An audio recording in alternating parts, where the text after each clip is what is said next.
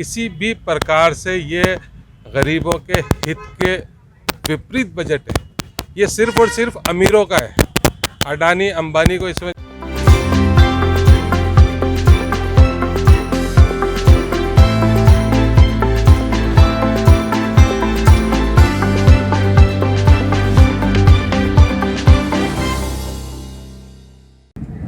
आर्थिक सर्वेक्षण पर अपनी बातें कही है, तो वो ये कह रहे थे कि हमारे देश की स्थिति आज हम 5वें नंबर के देश बन गए हैं आर्थिक दृष्टि से।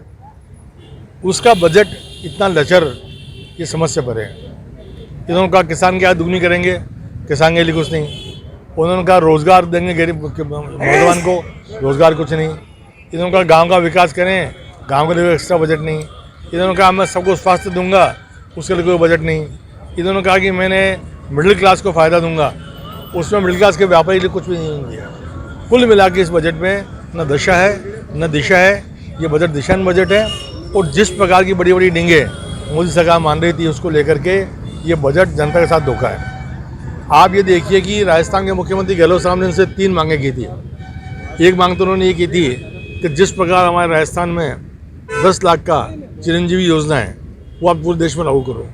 इतनी अच्छी योजना लागू होती है तो क्या बिगड़ता है इनका। एक ERCP जो नहर योजना है, उसके लिए बजट देते ही ये नहीं दिया। इसी प्रकार से OPS ओल्ड पेंशन स्कीम, वो पूरे देश में लागू करने की बात की, उन्होंने कुछ नहीं की। न किसान के हित में, न व्यापारी के हित में, न नौजवान के हित में, न अल्पसंख्यक के हित में, न महिला के हित में, और न ही ये सरकारी कर्मचारी के हित में। इस बजट में केवल औपचारिकता है। ऐसा थर्ड क्लास बजट आज़ादी के बाद कभी नहीं आया।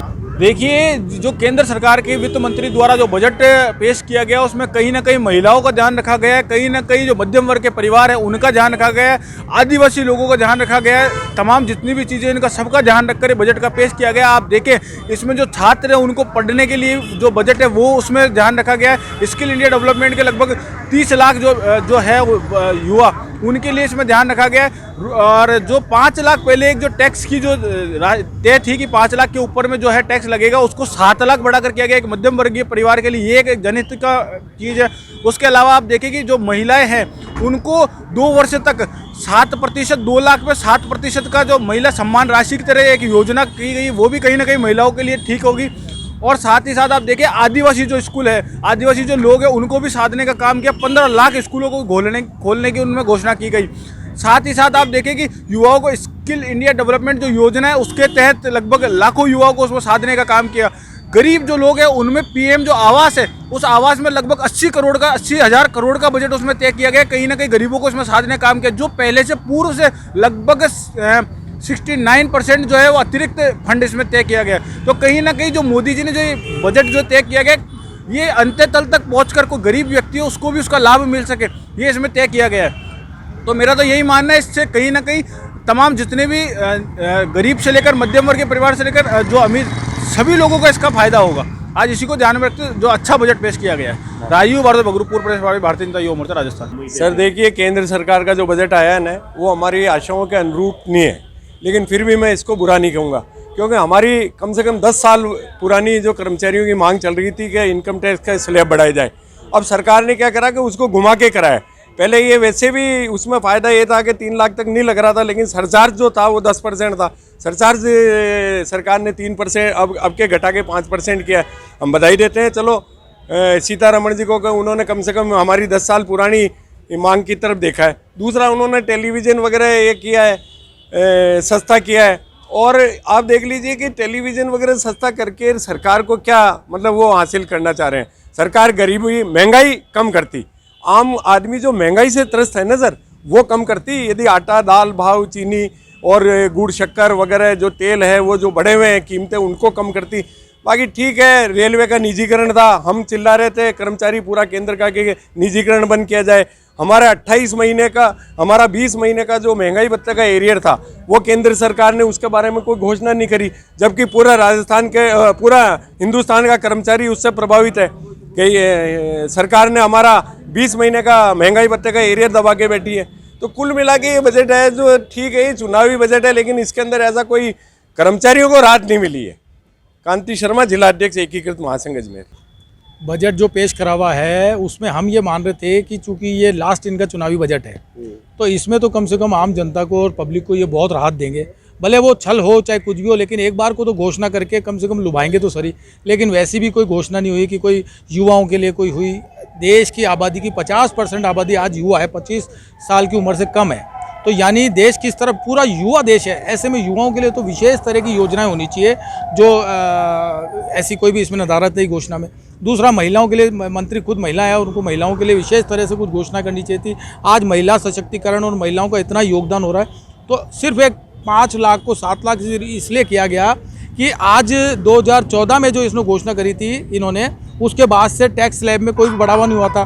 तो आज तो ये इन पर दबाव था कि कैसे न कैसे करके कुछ तो राहत देते, नहीं तो उधम हो जाता।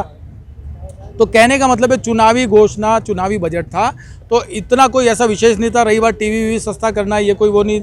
मेन बात है गैस सिलेंडर आपका कहाँ गया, महंगाई की जो चीज़ें हैं, पेट्रोल, डीजल, ऑयल, ये कहाँ इनको सस्ता करने में कहाँ जा रहा है। तो यानी कॉरपोरेट को इनको सेट रखने में और आम पब्लिक को सेट रखने का ये बजट था, जिसमें यह है कि एक 7 लाख करके पोसाने की कोशिश की गई, लेकिन वो इतना कोई फ़ायदेमंद नहीं था। मेन जो फ़ायदा देना था, पेट्रोल आज इतना सस्ता होने के बावजूद इन्होंने पेट्रोल में राहत सीधी नहीं दी। तो ये एक निराशाजनक बात है। आम जो रसोई में जो सस्ता होना चाहिए था, रसोई में जो महंगाई बढ़ रही है, एक सिलेंडर विलेंडर, वो नहीं हो रही। 80 करोड़ की जनसंख्या जो भारत की है, 80 करोड़ की जनसंख्या को ये जो आहार जो मुफ्त देने का वो है, और यानी जो कॉरपोरेट्स, कुछ चंद कॉरपोरेट्स हैं, यानी कुछ % जो पॉपुलेशन है, उनके कारण देश जो उन्नति कर रहा है उसको ये बता रहे हैं कि आगे देश उन्नति कर रहा है। लेकिन 80 करोड़ की जनसंख्या तो आपकी गरीबी है, उनके लिए इन्होंने क्या किया। तो कहने का मतलब है चुनावी बजट से ऐसी कोई राहत नहीं दी गई है, सिर्फ एक फौरी तौर पे एक घोषणा कर दी थी, वो भी ऐसी कोई खास। यार वाकई में मोदी जी तारीफ़ की जाए तो हमारी नज़र में तो फीका बजट रहा है। आज जो बजट भेजा है निर्मला सीतारमण जी ने, भारत की वित्त मंत्री हैं, ये हिंदुस्तान का सबसे घटिया बजट है। मतलब आज तक के इतिहास में जो ये बजट इन्होंने पेश किया है, मेरे ख्याल से पूरे इतिहास में ऐसा घटिया बजट पेश नहीं किया है। क्योंकि इसमें ना तो गरीब के लिए कुछ है, गरीब को कोई गेहूं की सुविधा नहीं है, कोई उसके मकान की सुविधा नहीं है, कोई उसकी दुकान की सुविधा नहीं है, कोई उसके बिजली के बिल की सुविधा नहीं है। किसी भी प्रकार से ये गरीबों के हित के विपरीत बजट है। ये सिर्फ और सिर्फ अमीरों का है। अडानी अंबानी को इसमें जो है सहायता दी गई है, उनके लिए, अमीरों के लिए, जो कि 40% अमीर भारत के धन को सींच रहे हैं और इस धन का दुरुपयोग कर रहे हैं, ये उनके लिए बजट है। गरीब को आप मुझे बताओ, इसमें गरीब के लिए मैं आपके चैनल के माध्यम से पूछना चाहता हूँ कि गरीब को इसमें क्या लाभ है। आज गरीब इनकम टैक्स देता नहीं है, आपने 5 से 7 लाख रुपए कर दिया, उसको क्या लाभ है। आज आप गरीब को ये सुविधा देते कि साहब हम इसको बिजली फ्री कर रहे हैं, इसको हम नल बिजली फ्री कर रहे हैं, इसको हम पट्टा फ्री कर रहे हैं, तो ये गरीबों के हित का बजट कहलाता। ये जो केंद्र में सरकार बीजेपी की बैठी है, ये नाकारा और निरंकुश सरकार है और इसके खिलाफ जो है आरएलपी पार्टी इसकी कड़ी निंदा करती है इस बजट की। और आने वाले समय में इस सरकार को जो है आने वाले समय में सभी 2024 में जो आम चुनाव होंगे, इस बजट का जो है इनको परिणाम भुगतना पड़ेगा। धन्यवाद। जय हिंद। इख्तियार खान, जिला अध्यक्ष अल्पसंख्यक मोर्चा अजमेर। न मज़दूरों के लिए हैं, न युवाओं के लिए हैं, न रोज़गार के लिए हैं, न व्यापारियों के लिए हैं, न आदिवासियों के लिए हैं, न दलितों के लिए हैं, न अल्पसंख्यक के लिए हैं। यहाँ तक के उच्च वर्ग के लोगों के लिए भी सहानुभूति पूर्वक बजट नहीं है। ये दिशाहीन है और देश की दशा जिस तरीके से चल रही है, वो भी जो है जीडीपी ये दावा कर रहा है कि सुधरेगी। हमारा ये मानना है कि जीडीपी की हालत और बुरी होगी और गर्त में देश जाएगा। बेहतर है कि अच्छे से अच्छा देश बजट पेश किया जाता। इस बजट से देश के लोगों में निराशा और उदासीनता है। गुलाम मुस्तफ़ा, उपाध्यक्ष, शहर कांग्रेस।